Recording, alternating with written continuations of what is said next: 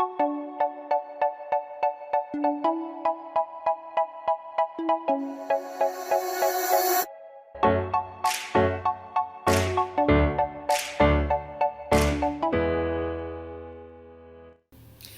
pessoal, tudo bem? Nós estamos aqui para mais uma aula de língua portuguesa do 9º ano.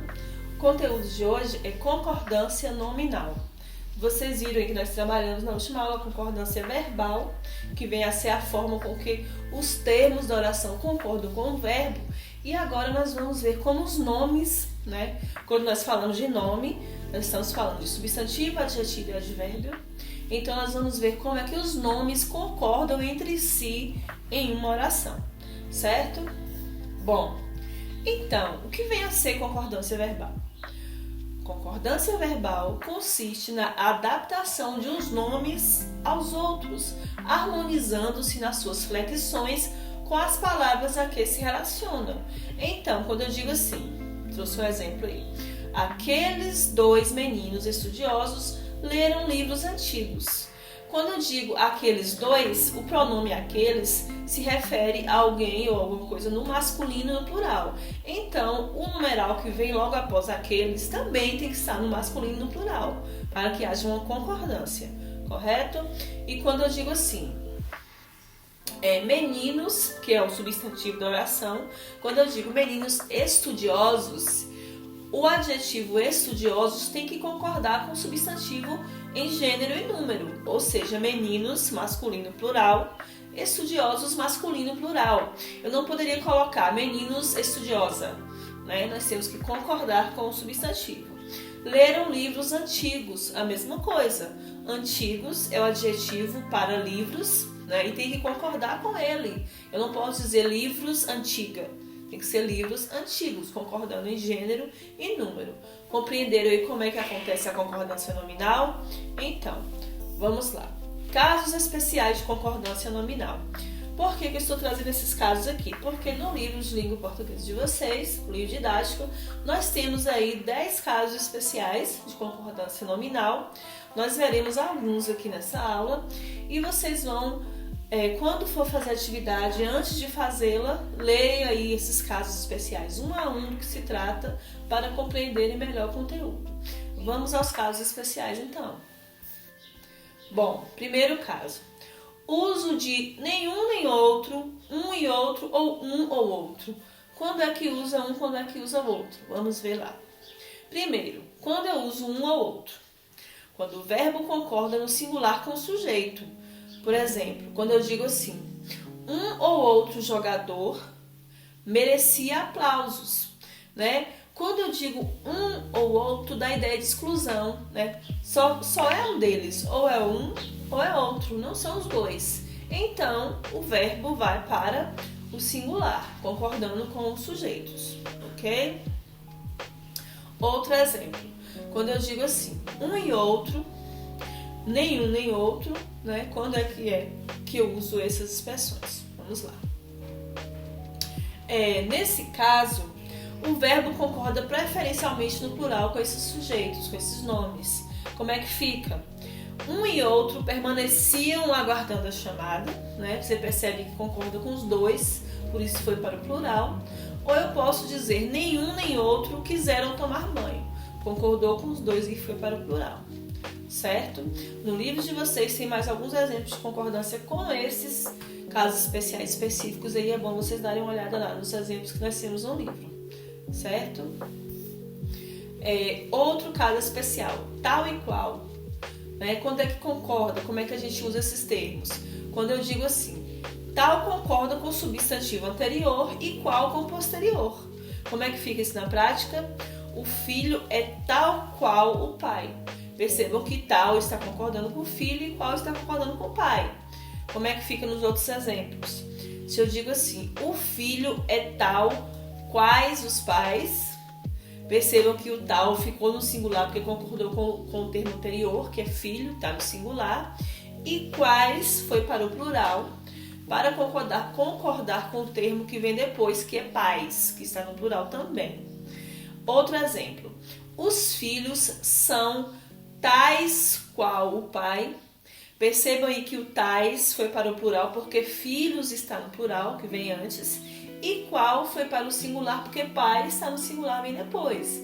Mesma coisa aí, os filhos são tais quais os pais. Se os dois termos estão no plural, tal e qual também vai para o plural. Ou seja, recapitulando, tal concorda com o termo antecedente, ficando na mesma concordância que ele. Se ele está no singular, tal também está. Se está no plural, tal também está. E qual concorda com o termo que vem depois. Se esse termo está no singular, qual também vai estar no singular. Se esse termo está no plural, qual também vai estar no plural. Correto? Outro exemplo de caso especial de concordância nominal. A olhos vistos. É uma expressão que quer dizer que todos estão vendo, certo? A olhos vistos. Essa expressão, primeiro, é invariável. Então, ela não vai para o plural, não vai para o singular, não vai para o masculino e para o feminino. Ela se mantém inalterável porque ela é invariável, certo? Então, quando eu digo assim, a empresa progredia a olhos vistos, está correto, porque o termo é invariável. Quando eu digo os alunos vêm aprendendo a olhos vistos, também está correto, porque a olhos vistos não muda, não vai para o plural, singular, etc. e tal. É invariável, ok? Outra palavra que causa muita polêmica é o tal do anexo. Quando é que eu uso anexo, professora? Quando vai para o singular, quando vai para o plural? Como é que fica a expressão em anexo? Vamos ver agora aqui mais esse caso especial. Bom, anexo concorda com a palavra que se refere. Quando anexo está sozinho, a palavra anexo vier sozinha, concorda com o termo a que se refere.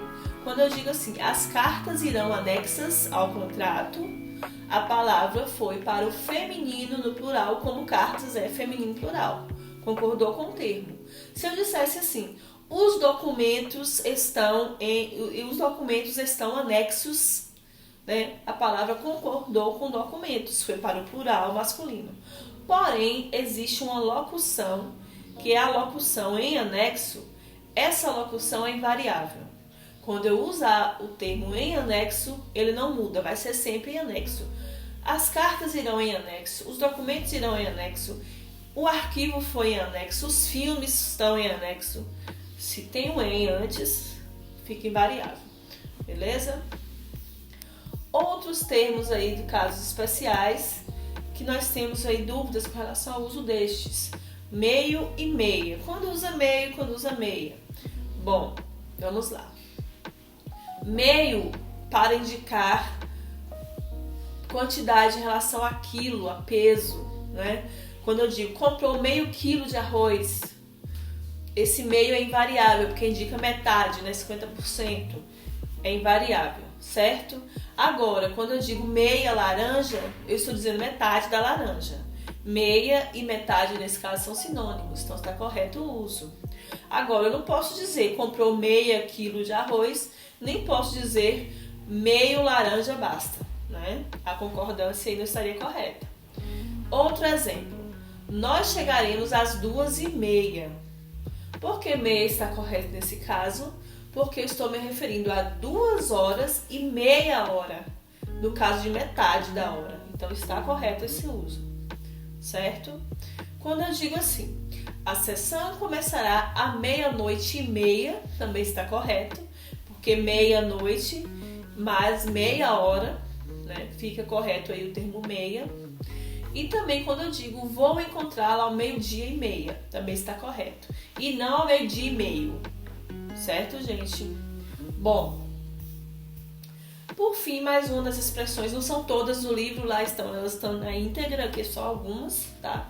Mais uma expressão, obrigado e obrigada. Quando nós usamos? É muito simples. Se for uma pessoa do gênero masculino, vai sempre dizer obrigado.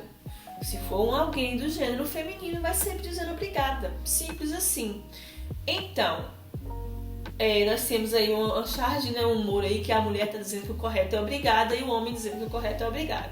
Bom, as duas formas estão corretas, pois a palavra deve concordar com a pessoa que fala. Portanto, temos 4 possibilidades de concordância. Obrigado, né, quando é apenas um homem agradecendo, obrigado. Obrigada, quando é apenas a mulher agradecendo. Ai, muito obrigada. E obrigado, quando é mais de um homem e a mulher agradecendo. E obrigadas, quando é mais de uma mulher agradecendo. Ok? Ou seja, eu sou do sexo feminino, obrigada. Sou do sexo masculino, obrigada. Simples assim, não há erro. Ok? Bom, mais um exemplo aí de concordância. Proibido ou proibida? Quando é que usa cada um desses, professora? Bom, vamos lá. Entrada é proibida, água é necessária e cerveja é boa. Está incorreto. Por quê? Quando eu digo assim, entrada, eu não coloquei artigo na frente. Eu não coloquei a entrada.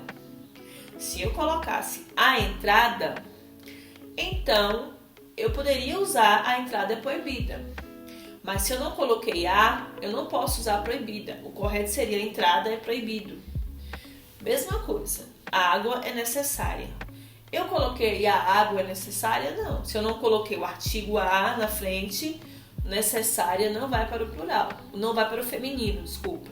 Então, o correto seria água é necessário. Outro exemplo aí que foi correto. Cerveja é boa. Vocês estão vendo o azinho aí na frente, gente? A cerveja é boa? Não, não estou vendo o a. Se não tem o a na frente, então não vai para o feminino. Fica cerveja é bom, certo? Outro exemplo. Agora, dessa vez, correto. Entrada é proibido, está correto. Ou a entrada é proibida, também está correto. Quando eu digo água é necessário, está correto. Ou a água é necessária, está correto. Se eu digo cerveja é bom, está correto. Ou a cerveja é boa, está correto. Ou seja, na palavra proibida ou proibido, necessária ou necessário, bom ou boa, só vai para o feminino se o artigo a estiver na frente do substantivo. Não tem artigo a, não vai para o feminino. Beleza? Bom, com relação a esse conteúdo, caso vocês tenham alguma dúvida, pode me chamar aí para eu tirar as dúvidas de vocês. Quando for fazer a atividade do livro, da gramática, não souber aí alguma questão, não entender alguma questão, pode me chamar aí pelo WhatsApp que eu vou tirar as dúvidas de vocês. Lembrando, com relação ao conteúdo de hoje, nós temos uma agenda. Essa agenda está na aula, mas também está fora da aula. Nós criamos uma rotina para vocês seguirem aí, certo? Então, leia o conteúdo dos livros, certo? Depois que lê o conteúdo do livro da gramática, você realiza a atividade. Não realiza a atividade sem ler o conteúdo, porque você vai ter dúvidas. Tá ok? Então, por hoje é só. Até a próxima aula, pessoal.